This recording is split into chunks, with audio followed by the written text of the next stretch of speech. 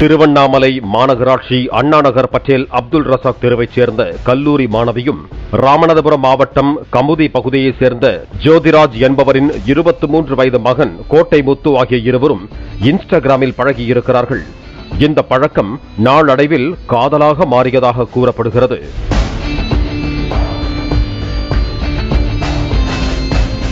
இந்த நிலையில் கல்லூரி மாணவி இன்ஸ்டாகிராமில் கோட்டை முத்துவிடம் பழகுவதை குறைத்து வந்ததாக கூறப்படுகிறது.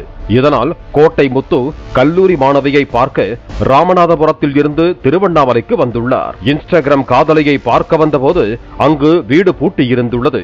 இதையடுத்து அந்த பெண்ணை கோட்டை முத்து போனில் தொடர்பு கொண்டு வீட்டின் முன்புதான் இருக்கிறேன் என்று கூறியதாக சொல்லப்படுகிறது.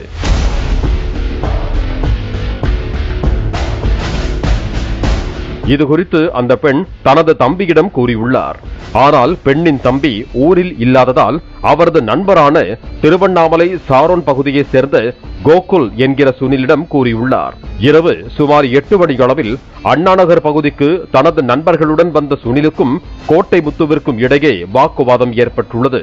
வாக்குவாதம் முற்றவே கோட்டை முத்து தான் மறைத்து வைத்திருந்த கத்தியால் சுனிலின் கழுத்து மற்றும் நெஞ்சு பகுதியில் குத்தி உள்ளார். இதில் நிலைகுலைந்து கீழே சரிந்து விழுந்த சுனிலை அருகில் இருந்தவர்கள் திருவண்ணாமலை அரசு மருத்துவக் கல்லூரி மருத்துவமனையில் சேர்த்தனர்.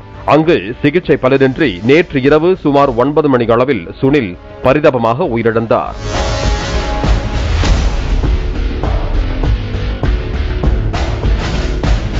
இதுகுறித்து வழக்கு பதிவு செய்த திருவண்ணாமலை நகர காவல் நிலைய போலீசார் +1 மாணவரை கத்தியால் குத்திக் கொலை செய்த கோட்டை முத்துவை கைது செய்தனர்.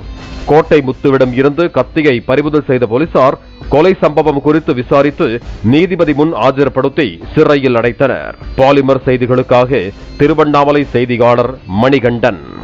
பிளே ஸ்டோர் மற்றும் ஆப் ஸ்டோரில் இருந்து பாலிமர் செயலியை QR கோடு மூலம் பதிவிறக்கம் செய்யுங்கள். செய்திகளை உடனுக்குடன் பெறுங்கள்.